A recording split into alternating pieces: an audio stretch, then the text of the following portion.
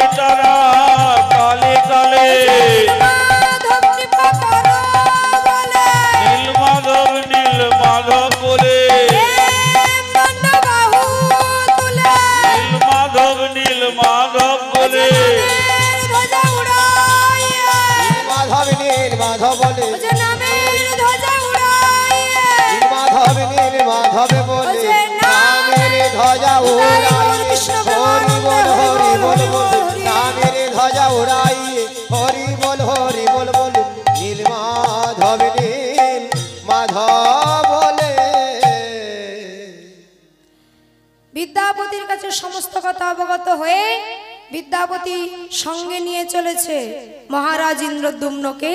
কিছুটা পথ অতিক্রম করার পরই হঠাৎ তাদের যাত্রা থেমে গেল। কেন? কারণ বিদ্যাপতি তো চোখ বন্ধন ছিল, সে তো নীলগিরির গুহার পথ চেনে না। কোন পথে যাবে সে? চিন্তা করতে করতে মনে পড়ে গেল ললিতা যে তার কটিদেশে সর্ষপ অর্থাৎ সরিষার থলি বেঁধে দিয়েছিল, সেই সরিষা সেই পথে পড়ে পড়ে গেছে। সেইখান থেকে সুন্দর সুন্দর বৃক্ষ হয়ে সুন্দর ফুল প্রস্ফুটিত হয়েছে। আর ওই পথ অনুসরণ করতে করতে পৌঁছে গেলেন নীলগিরির গুহায়। কিন্তু মহারাজ ইন্দ্রদ্যুম্ন ভগবানকে দর্শন করতে পাচ্ছেন না। ভগবানের দর্শন পাওয়া কি এত সহজ? এত সহজ নয়। তিনি হলেন সর ঐশ্বর্যশালী ভগবান। ঐশ্বর্য, বীর্য, যশ, শ্রী, জ্ঞান, বৈরাগ্য, এই 6টি ঐশ্বর্য ছিল ভগবানের মধ্যে বিদ্যমান। এছাড়াও তিনি ছিলেন ত্রিগুণাতীত, সত্য, রজ, তম, এই 3 গুণের তিনি ছিলেন কাণ্ডারী। আবার তিনি ছিলেন 64টা গুণের অধিকারী। যে 64টা গুণ রাধা রানী ব্যতীত আর কোন দেবদেবীর মধ্যে ছিল না, যে কারণে একমাত্র আমরা কৃষ্ণকে ভগবান বলি। আর কি কোন দেবদেবীকে ভগবান বলি? হ্যাঁ, কৃষ্ণকে একমাত্র আমরা ভগবান বলি, তাই না? কারণ ভগবানের মধ্যে ছিল 64টা গুণ। ভগবান শ্রীহরি বললেন যে 64টা গুণ যে সমস্ত ভক্ত একান্ত মনে আস্বাদন করতে পারবে। আমি করি কি তার জ্ঞাত অজ্ঞাত পাপ, অর্থাৎ আমরা জানতে অজান্তে কত ধরনের অপরাধ করে থাকি, তাই না মা? হ্যাঁ, ধরুন আমাদের শরীরের কোনো একটা অংশে মশা বসেছে, আর মশা বসলে আমরা কি করি? আদর করি। আদর করেন? আচ্ছা মায়েরা সামনে বসে গল্প করবেন না, দেখুন কি সুন্দর গল্প করছে। বলছি যে মশা বসলে আমরা কি করি? আদর করি। হ্যাঁ, একবারে এক চাপড়ে একবারে ভবলীলা সাঙ্গ, তাই না? কিন্তু আমরা কি তার প্রাণটা দিয়েছি? না, কিন্তু নিয়ে নিলাম। সেটা প্রয়োজনই হোক অপ্রয়োজনই হোক অপরাধ। আবার ধরুন দেবদেবীদের পুজো অর্চনার জন্য বিল্লপত্রের প্রয়োজন, আমরা করি কি একটা কাঠারি নিয়ে গেলাম, বিল্লবৃক্ষের একটা ডাল চাপালাম, নিয়ে চলে আসলাম। আমাদের যদি দেহের কোনো একটা অঙ্গ কেটে বাদ দেওয়া হয় কেমন লাগবে? ভালো লাগবে? কষ্ট হবে, যন্ত্রণা হবে, ছটফট করবেন। তেমনি ওই বৃক্ষের যে ওই ডালটা আপনি ছেদন করলেন, তারও কিন্তু কষ্ট হলো, তাকেও কিন্তু আঘাত দেওয়া হলো। প্রয়োজনে হলেও আমরা তাকে কষ্ট দিলাম, আঘাত দিলাম। ভগবান শ্রীহরি বললেন, আমার এই 64টা গুণ কোন ভক্ত যদি একান্ত মনে আস্বাদন করতে পারে, আমি করি কি তার এই জ্ঞাত অজ্ঞাত পাপ স্বয়ং ভগবান শ্রীহরি তিনি হরণ করেন। গৌর হরি বল, হরি বল।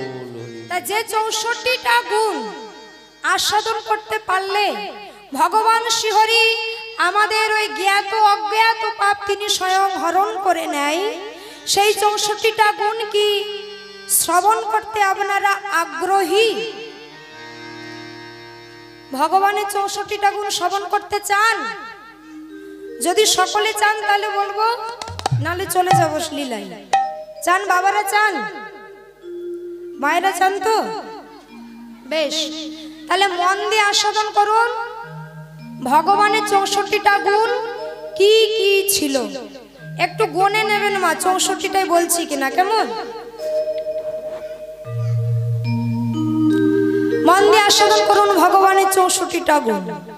তার সমস্ত শরীর ছিল অপূর্ব মাধুর্য মণ্ডিত, সমস্ত শুভ লক্ষণ যুক্ত, অত্যন্ত মনোরম, জ্যোতির্ময়, বলবান, নিত্য নব যৌবন সম্পন্ন, সমস্ত ভাষায় পারদর্শী, সত্যবাদী, প্রিয়ভাষী, বাকপটু, পরম পণ্ডিত, পরম বুদ্ধিমান, অত্যন্ত প্রতিভাশালী, বিদগ্ধ শিল্পকলায় পারদর্শী, অত্যন্ত চতুর, পরম দক্ষ, কৃতজ্ঞ, দৃঢ় প্রতিজ্ঞ, স্থান কাল পাত্র বিচারে সুদক্ষ, বৈদিক তত্ত্বজ্ঞানে পারদর্শী, পবিত্র, সংযত, অবিচলিত, জিতেন্দ্রীয়, ক্ষমাশীল, গম্ভীর, আত্মতৃপ্ত, সমদৃষ্টি সম্পন্ন, উদার, ধার্মিক, বীর, কৃপাময়, শ্রদ্ধাবান, বিনীত, বদান্য, লজ্জাশীল, শরণাগত জীবের রক্ষক, ভক্তদের হিতৈষী, প্রেমের বশীভূত, সুখী, সর্বমঙ্গলময়, সর্বশক্তিমান, পরম যশস্বী, ভক্তবৎসল, সমস্ত স্ত্রী জাতির কাছে অত্যন্ত আকর্ষণীয়, সকলের আরাধ্য, জনপ্রিয়, সকলের মাননীয়, পরম নিয়ন্তা এবং সমগ্র ঐশ্বর্যের অধিকারী, অপরিবর্তনশীল, সর্বজ্ঞ, চিরনবীন, সচ্চিত আনন্দময়, যোগসিদ্ধির অধিকারী, অচিন্ত শক্তি সম্পন্ন, তার দেহে অনন্ত কোটি ব্রহ্মাণ্ডের প্রকাশ, তিনি সমস্ত অবতারের আদি উৎস, তার দ্বারা হত শত্রুদের তিনি নিহত করেন, মুক্ত আত্মাদের তিনি আকর্ষণ করেন। এবার বলুন কটা হলো? কে গুনেছেন? কেউ গুনেছেন? হ্যাঁ, কটা বললাম আমি? 60টা বলেছি, 60টা। কিন্তু ভগবানের কতগুলো গুণ বলেছিলাম? 64টা, তাহলে বাকি রয়ে গেল কটা? আর 4টে। আর এই 4টে গুণ হলো ভগবানের বিশেষ গুণ। সেই 4টে বিশেষ গুণ হলো রূপমাধুরী, লীলা মাধুরী, বেণু মাধুরী এবং প্রেম মাধুরী। নিতাই গৌর হরি বল, হরি বল, হরি বল। এই হলো ভগবান। ভগবানের সাক্ষাৎ পাওয়া, দর্শন পাওয়া এত সোজা নয়। ইন্দ্রদ্যুম্ন দর্শন করতে পারছেন না। তিনি মনে মনে ভেবে নিলেন কি, তাহলে আমার এই বিগ্রহকে হরণ করে রেখেছে ওই বিশ্বাবসু। তাই বিশ্বাবসুর দ্বার দেশে এসে হুঙ্কার দিয়ে দাঁড়ালেন, কোথায় বিগ্রহ হরণকারী বিশ্বাবসু? সাহস থাকে তো বাইরে বেরিয়ে এসো। ললিতা বাইরে বেরিয়ে এসে বলে উঠল, কি আপনি? প্রতি উত্তর আসলো, আমি হলাম মহারাজ ইন্দ্রদ্যুম্ন। ও, আপনি মহারাজ ইন্দ্রদ্যুম্ন? আমার স্বামীর কাছে আপনার কথা বহুবার শুনেছি। আমার ধারণা ছিল কোনো না কোনো একদিন ভক্ত প্রজাবৎসল ইন্দ্রদ্যুম্নকে দর্শন করব। তার বদলে দেখছি এক ভয়াল ইন্দ্রদ্যুম্ন। তার সাহস থাকে যদি আগে আমার সঙ্গে যুদ্ধে জয়ী হন। আর যেই ললিতাকে আক্রমণ করবার জন্য অসি করে তুললেন, হলো দৈব বাণী, ইন্দ্রদ্যুম্ন, ইন্দ্রদ্যুম্ন ক্রোধ সম্বরণ করো, ভক্তের ক্রোধ শোভা পায় না। শোনো, বিশ্বাবসু আমায় অপহরণ করেনি। আমি আসবো মধুনা চক্র তীর্থে, কাষ্ঠরূপে ভাসমান থাকবো। ভক্তদের সঙ্গে নয়, সেই কাষ্ঠ এনে কুশল কারিগর দিয়ে মূর্তি নির্মাণ করে নীলগিরির গুহায় মন্দির রচনা করে প্রতিষ্ঠিত করো শ্রীমন্দিরে। নাম হবে জগন্নাথ। এ জগতের নাথ কারোরই একার ধন নয়।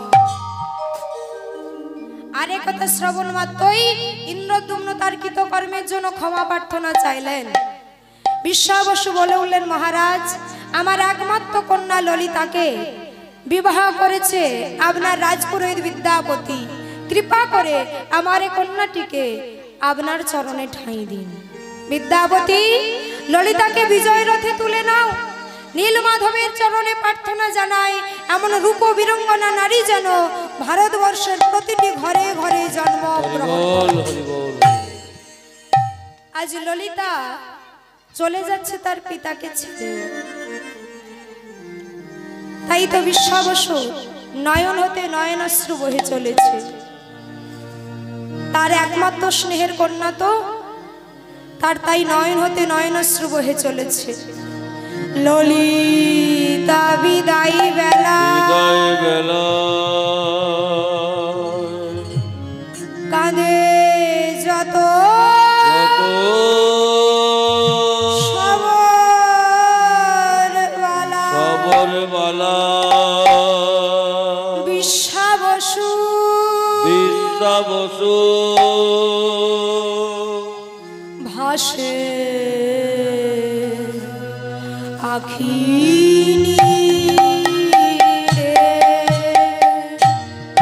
ললিতা বিদায় বেলা কাঁদি যত সবর বালা, বিশ্বাবসু তুই চলে যাচ্ছিস মা, আসে আখি একবার আমার বলে আয়। ললিতা বিদায় বেলা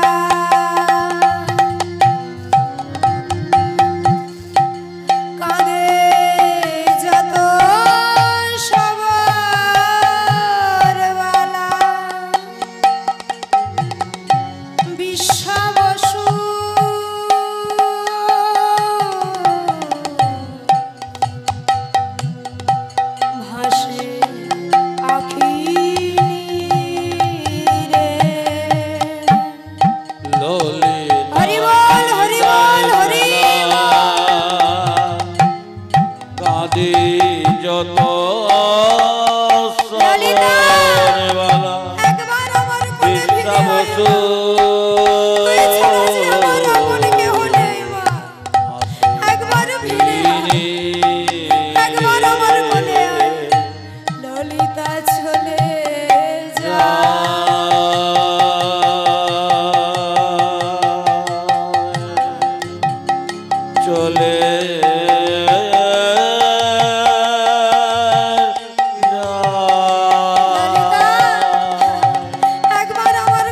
অমর পল্লীকে অন্ধকারে রেখে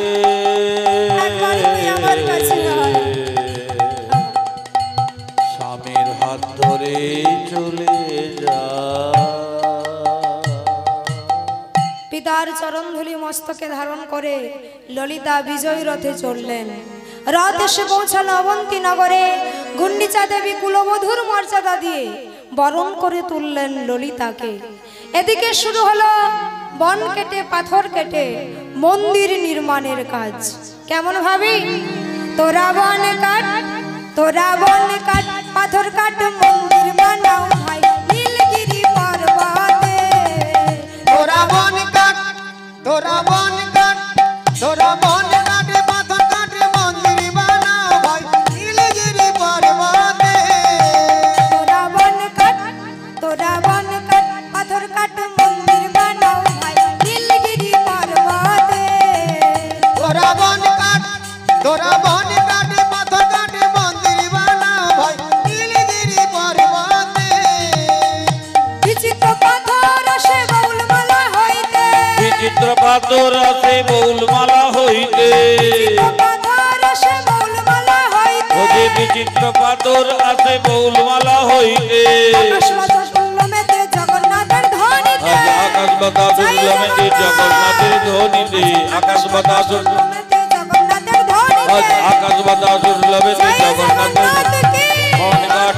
তোরা বন কাটে পাথর কাটে মন্দির বানাও ভাই নীলগিরি পর্বতে। তোরা বন কাটে পাথর কাটে মন্দির বানাও ভাই নীলগিরি পর্বতে। বন কেটে পাথর কেটে সুন্দর কারুকার্য করা একটি মন্দির তৈরি করা হলো। মন্দিরের চূড়াতে সুবর্ণ কলস, চক্র এবং ত্রিশূল, পুষ্যা নক্ষত্রে বেঁধে দেওয়া হলো ধ্বজা। যারা পুরীধাম গেছেন অবশ্যই দর্শন করেছেন। আজও প্রতিদিন ধ্বজা বাঁধা হয় মন্দিরের চূড়ায়, তাই না মা?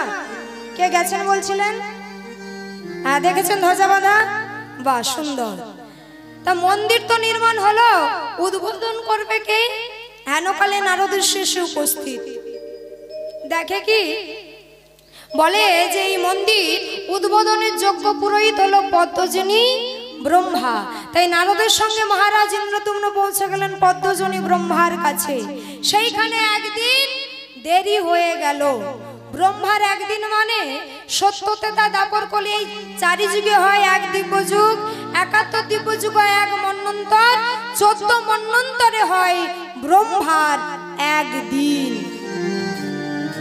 এদিকে সমুদ্র উচ্ছ্বাসের ফলে মূল মন্দিরটি প্রতীত হয়ে যায় বালু রাশিতে।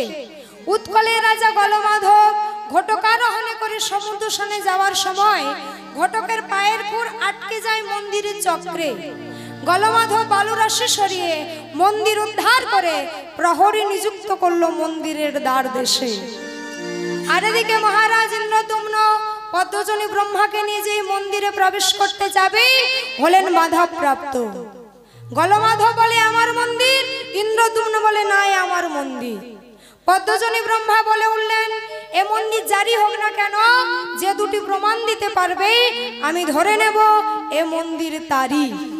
ঠিক সেই সময় কল্প বটবৃক্ষে এক বায়স বসেছিল। সেই বৃদ্ধ বায়স বলে উঠল হে পদ্মজনী ব্রহ্মা, এ মন্দির মহারাজ ইন্দ্রদ্যুম্নের তৈরি। কারণ এ মন্দির নির্মাণের সময় আমি এই কল্প বটবৃক্ষেই বিরাজ করছিলাম, যাহা আজও বিরাজিত, যাহা অক্ষয় বটবৃক্ষ নামে পরিচিত। যাত্রীরা পুরীধামে গেলেই মনোবাসনা পূর্ণ করবার জন্য লাল সুতো বেঁধে দিয়ে আসেন, যাহা আজও গেলে দর্শন করা যায়। একটি প্রমাণ প্রমাণিত হয়ে গেছে, আরেকটি প্রমাণ দিচ্ছে কে না সমুদ্র থেকে এক কচ্ছপ ছুটতে ছুটতে আসছে। হে পদ্মজনী ব্রহ্মা, এই অনাথের প্রণাম গ্রহণ করুন। এ মন্দির হলো মহারাজ ইন্দ্রদ্যুম্নের তৈরি। কারণ এ মন্দির নির্মাণের সময় সমস্ত প্রস্তর খণ্ডগুলো আমরা আমাদের পৃষ্ঠদেশে করে বহন করেছিলাম, আর ওই কারণে আমাদের উপরে পৃষ্ঠটা ইটের মতো শক্ত হয়ে গেছে। ইন্দ্রদ্যুম্নের সপক্ষে দুটি প্রমাণ প্রমাণিত হলো। ইন্দ্রদ্যুম্ন বলে উঠলেন গলমাধব, আপনি না থাকলে বালুরাশি না সরালে এ মন্দিরের খোঁজ সন্ধান আমরা পেতাম না। তাই আপনিও আসুন, এ মন্দির আমরা সকলে একসাথে উদ্বোধন করব। যে দ্বারদেশে দাঁড়িয়ে দেবদেবীরা পুষ্প বর্ষণ করেছিলেন, সেই দ্বারদেশ আজও বিরাজিত, যাহা স্বর্গদ্বার নামে পরিচিত। মন্দির তো উদ্বোধন হলো, কিন্তু মূর্তি তাই হবিষান্ন সেবা করে তৃণশয্যায় শায়িত মহারাজ ইন্দ্রদ্যুম্ন রাত্রির তৃতীয় প্রহরে স্বপ্নাবেশে দর্শন করছে যে আছেন তিনি মধুনা চক্রতীর্থে কাষ্ঠরূপে ভাসমান। তাই ঘণ্টা কাসর বাদ্য নিয়ে গিয়ে ভক্তদের সঙ্গে নয়ে গিয়ে মধুনা চক্রতীর্থে উপস্থিত হলেন। দেখছেন সত্যই একটি সুন্দর কাষ্ঠ ভাসমান। আর সেই কাষ্ঠটি দেখতে কেমন? একই কাষ্ঠ চারি বর্ণ দেখিতে সুন্দর, একই কাষ্ঠ চারি বর্ণ দেখিতে সুন্দর, একই কাষ্ঠ চারি বর্ণ দেখিতে সুন্দর, একই কাষ্ঠ চারি বর্ণ দেখিতে সুন্দর। শ্বেত রক্ত নীলপীত অতি মনোহর, শীত রক্ত নীলপিত অতি মনোহর, শ্বেত রক্ত নীলপীত অতি মনোহর, শীত রক্ত নীলপিত অতি মনোহর, একই কাষ্ঠ চারি হরি বল হরি বল হরি দেখিতে বল। সুন্দর, একই কাষ্ঠ চারি বর্ণ দেখিতে সুন্দর। বন মধ্যে হেন কাষ্ঠ কভু না জন্মায়, বন মধ্যে হেন কষ্ট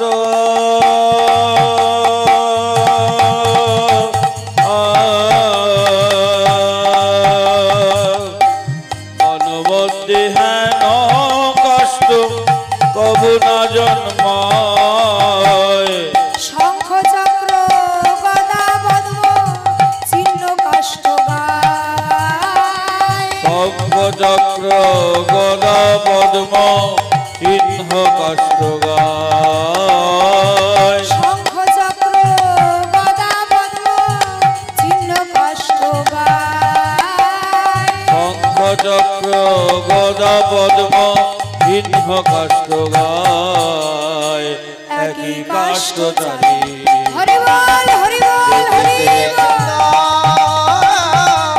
একই কাষ্ঠ চারি বর্ণ দেখিতে সুন্দর। কাষ্ঠ নিয়ে আসা হলো মন্দিরে, কুশল কারিগরদের সংবাদ দেওয়া হলো, কিন্তু তাদের ওই দামি দামি অস্ত্র কাষ্ঠে আঘাত করার সঙ্গে সঙ্গে অস্ত্রগুলি খণ্ড দ্বিখণ্ড হয়ে গেল। মহারাজ চিন্তিত, তাহলে মূর্তি নির্মাণ হবে কিভাবে?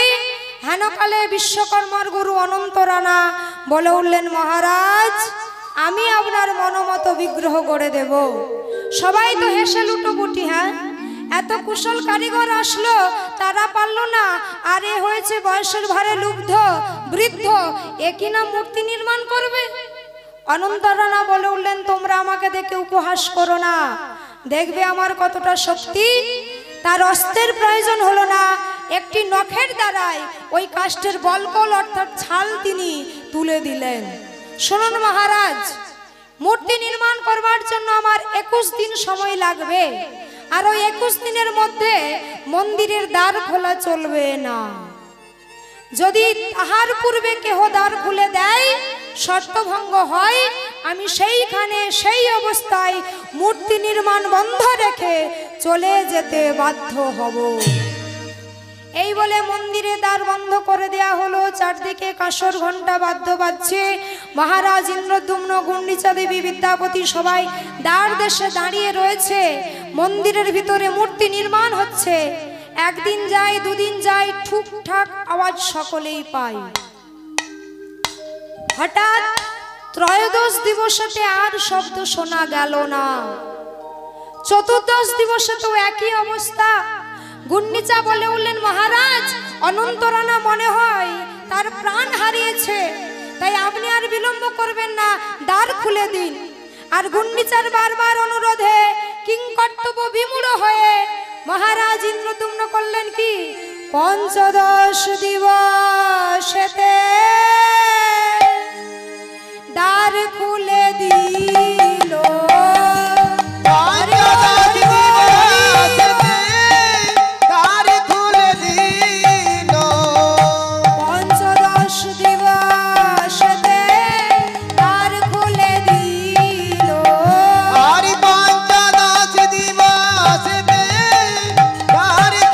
দিল।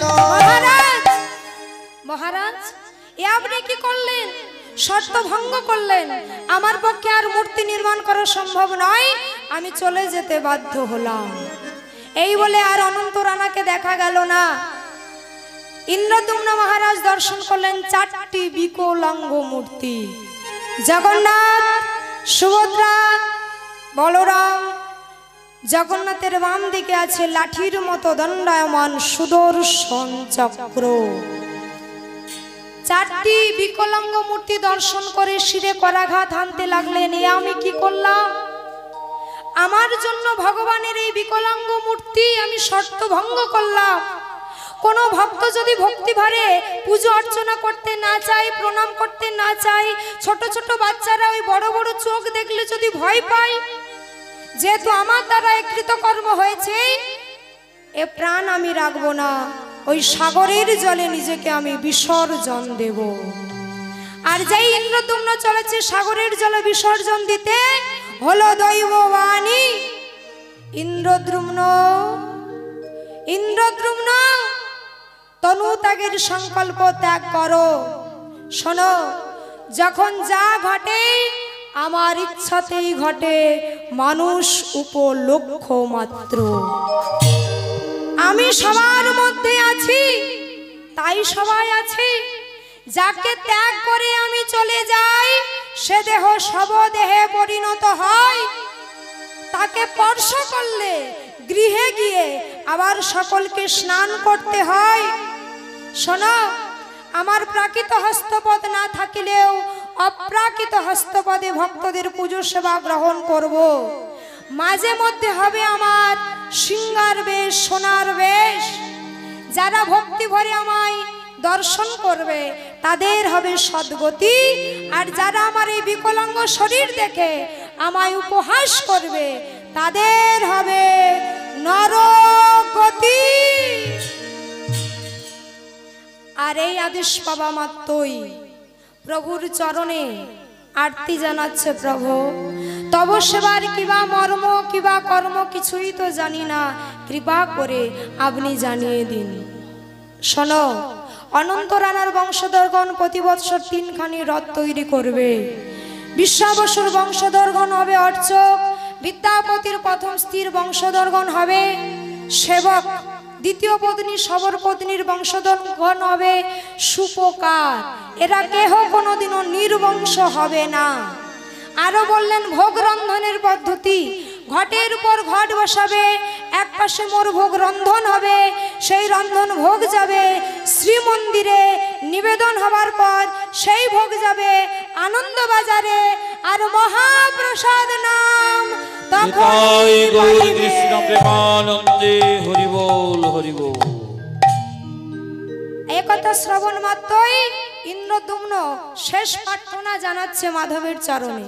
কি বলছে শুনুন, ইন্দ্রদ্যুম্ন, ইন্দ্রদ্যুম্ন জগন্নাথের চরণে আরতি জানাচ্ছে। বিশ্বম্ভর বর দাও আমারে,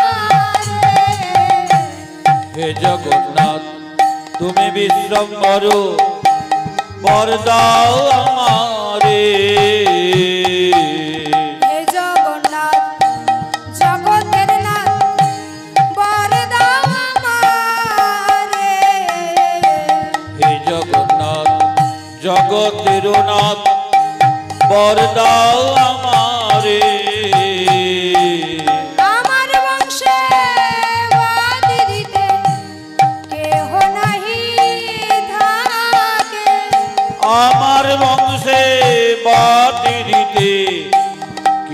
নাহি থাকে। আর আমার বংশে বাতি দিতে কেহ নাই থাকে। আমি যেন হই নির্বংশ, আমি যেন হই প্রভুর নির্বংশ, আমি যেন হই নির্বংশ। আমি যেন হই নির্বংশ। হে জগন্নাথ বিশ্বম্ভর, আমি যেন হই নির্বংশ। হে জগন্নাথ বিশ্বম্ভর, আমি যেন হই নির্বংশ। প্রভুর চরণে আরতি জানাচ্ছে, প্রভু এই বর দাও আমায় কৃপা করে, আমি যেন হই নির্বংশ। এখানের উপস্থিত কোনো বাবা কোনো মা ভগবানের চরণে গিয়ে এটা চাইতে পারবেন যে প্রভু কৃপা করে আমায় এই বর দাও, আমি যেন হই নির্বংশ, আমার বংশে বাতি দেবার মতো যেন একটা সন্তানও জীবিত না থাকে। এটা আপনারা কেউ চাইতে পারবেন ভগবানের কাছে গিয়ে? কেউ কোনোদিনও পারবে না। কিন্তু ইন্দ্রদ্যুম্ন চাইছে। কেন জানেন? ইন্দ্রদ্যুম্ন বলছে, প্রভু এরা হলো কলির সন্তান, এরা কলিহত জীব, এরা নিজেদের পিতা মাতাকে ভাগাভাগি করে দেয়। যদি কারো দুটো সন্তান থাকে, বড় ছেলের ঘরে 1 মাস, ছোট ছেলের ঘরে 1 মাস। আপনাদের এদিকে এটা হয়? মাসপালা ভাগ হয়? হ্যাঁ, বড় ছেলের ঘরে 1 মাস, ছোট ছেলের ঘরে 1 মাস। এরা হলো কলির সন্তান, যে পিতা মাতা মাথার ঘাম পায়ে ফেলে অক্লান্ত পরিশ্রম করে তার সন্তানদের ধীরে ধীরে বড় করে তুলল। শেষের দিনে চেয়ে দেখো, সেই পিতা মাতাকে ভাগের ভাত খেতে হয়। এটা কলি যুগ, এরা কলির সন্তান, এরা নিজেদের পিতা মাতাকে ছাড়ে না, তাদের ভাগাভাগি করে দেয়। তুমি তো হলে প্রভু কাষ্ঠ দিয়ে তৈরি, রক্ত মাংসে গড়া পিতা মাতা সেই ছোট্ট থেকে একটা ছোট্ট শিশুকে বাবার অক্লান্ত পরিশ্রম আর মায়ের ভালোবাসা যা বর্ণনা করা যায় না। এ জগতে নিঃস্বার্থ ভালোবাসা হলো মায়ের ভালোবাসা। এ জগতে সবার ভালোবাসার মধ্যে স্বার্থ আছে, কিন্তু একজন মায়ের ভালোবাসায় কোনোদিনও কোনো স্বার্থ থাকে না। একজন মা কোনোদিনও চিন্তা করে না যে তার সন্তান বড় হয়ে তাকে দুটো সুখের অন্ন দেবে কিনা। এই ভেবে কিন্তু কেউ সন্তান বড় করে না, কারণ মায়ের ভালোবাসা হলো স্বার্থহীন। যে ভালোবাসায় কোনো স্বার্থ নেই, যে ভালোবাসায় কোনো কপটতা নেই, যে ভালোবাসায় কোনো কৃপণতা নেই, সেই ভালোবাসা হলো পিতা মাতার ভালোবাসা, একজন মায়ের ভালোবাসা, একজন পিতার ভালোবাসা। যে স্নেহ আদর যত্ন দিয়ে তার ছেলে মেয়েকে ধীরে ধীরে বড় করে তুলল, শেষের দিনে সেই ছেলে মেয়ে তাদের কাছে পিতা মাতা বড় বোঝা হয়ে যায়। হলে তাদের আলাদা করে দাও, হাঁড়ি আলাদা করে দাও, আর নইলে ভাগাভাগি করে দাও। আমি একা কেন বাবাকে দেখবো? আমি কি একা? আমার দাদা আছে, ভাই আছে, তাহলে মা বাবা আমাদের একা নয়, তার থেকে ভাগ করে দাও। বড় ছেলের ঘরে 1 মাস, ছোট ছেলের ঘরে 1 মাস। এই হলো আমাদের কলির জীবের দশা। তাই বলছে এ সংসারে কেউ কারো আপন নয়। আপনি যতই ভাবুন না কেন, সব আমার, আমার ছেলে, আমার মেয়ে, আমার আপনজন। এই জগতে আসলে আপন কেউ নয়। কৃষ্ণ ছাড়া আমাদের আপন কেহ নেই। কৃষ্ণের নাম ছাড়া এই কলির জীবের কোনো গতি নাই। গতি নাই, গতি নাই। চাঁদহীন আকাশ, যেদিন আকাশে চাঁদ ওঠে না মা, কেমন লাগে বলুন তো? আকাশটা দেখতে চারিদিক কেমন লাগে? যেদিন আকাশে চাঁদ ওঠে না, চারিদিকটা কেমন লাগে মা? আলো, অন্ধকার লাগে, তাই না?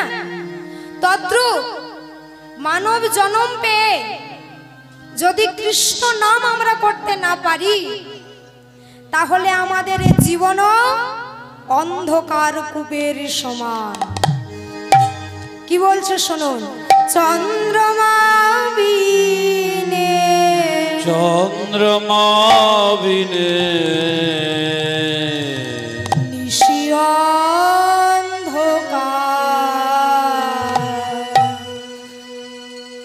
কৃষ্ণ নাম বিনে জীবন বেকার। চন্দ্রমা বিনে, এই চন্দ্রমা বিনে নিশি অন্ধকার, কৃষ্ণ নাম বিনে জীবন বেকার, রাধা নাম বিনে জীবন বেকার। চন্দ্রমা বিনে, চন্দ্রমা বিনে নিশি অন্ধকার, কৃষ্ণ নাম বিনে জীবন বেকার, রাধা কৃষ্ণ নাম বিনে জীবন বেকার। এই চন্দ্রমা বিনে, চন্দ্রমা বিনে নিশি অন্ধকার,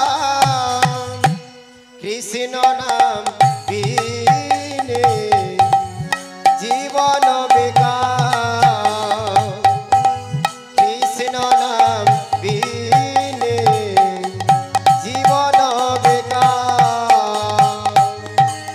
বৃক্ষহারা ফুল যেন ভোলাতে লুটায়, কৃষ্ণ নাম বিনে মাগো শান্তি কোথায়?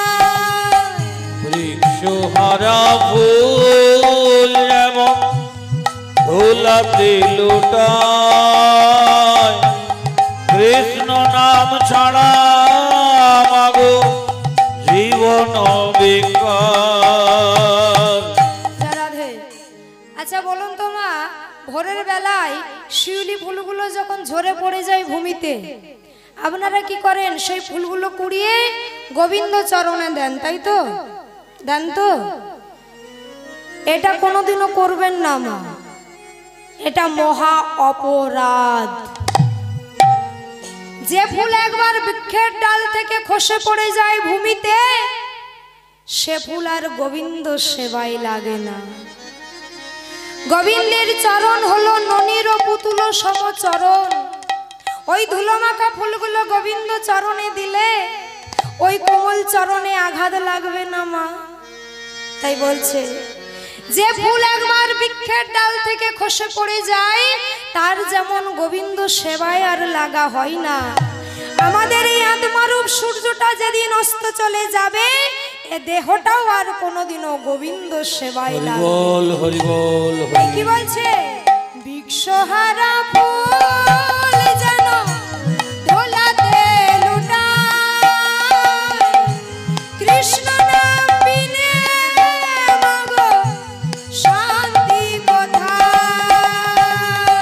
বৃক্ষহারা ফুল যেমন ধুলাতে লুটায়, রাধা কৃষ্ণ নাম বিনে মাগো শান্তি কোথায়?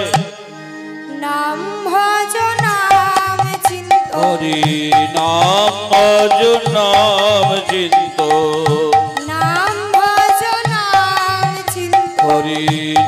পঙ্কজ নাম চিত্ত নাম করুষা হরি বল হরি বল, হরি বল।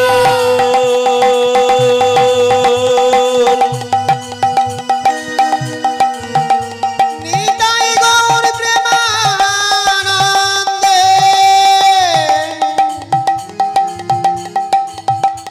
দুটি বাহু তুলে